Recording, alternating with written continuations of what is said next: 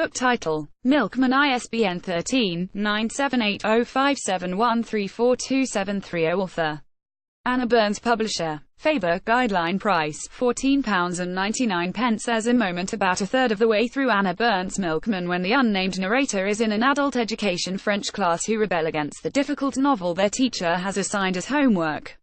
The author had been describing the sky in French with a bevy of trying metaphors, and finally the class mutinies. Why all the fancy footwork when all he needs say is that the sky is blue? Someone cries and a chant begins, Le ciel est bleu, Le ciel est bleu, until the teacher's calm unnerves everyone and the chanting stops. She takes them to the window overlooking the city and demands that they look at the sky, really look at it, and tell her what they see.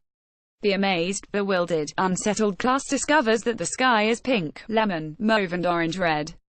Don't worry, the teacher says.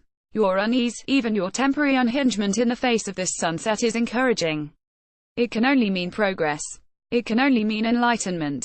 Burns is the teacher and we're the students. Milkman is a novel set in the Belfast of the uneasy 1990s, but the city, like the lead protagonist, is never named.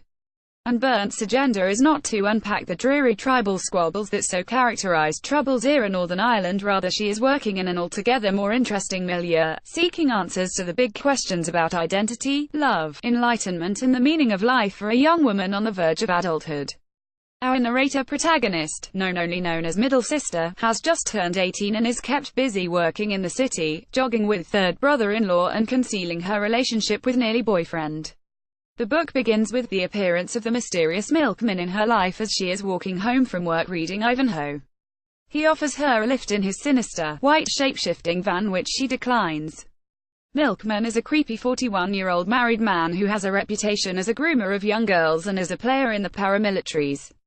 He's a dangerous man, and when he encounters her jogging in the park and starts running alongside her, they are noticed together and tongues begin to wag in the small gossipy world of their street. Middle Sister becomes interesting for the first time in her life, something she had never aspired to be. Better to fly under the radar than attract the attention of the paramilitary chieftains of the police.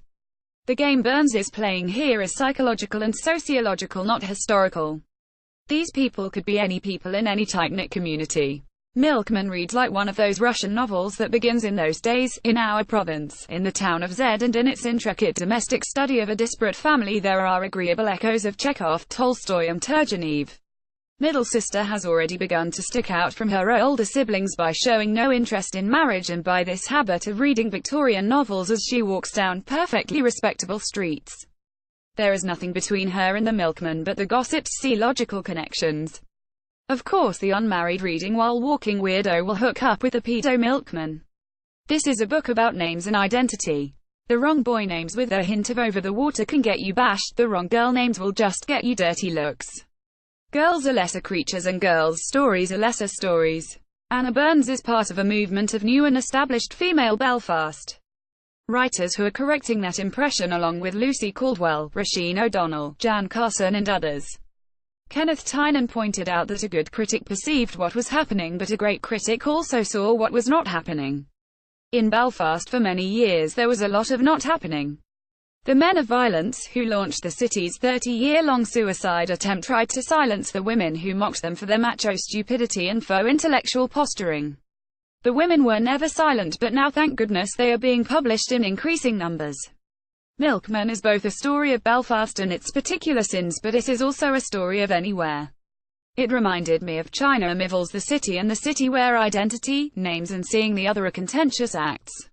Milkman shares this level of ambition. It is an impressive, wordy, often funny book and confirms Anna Burns as one of our rising literary stars.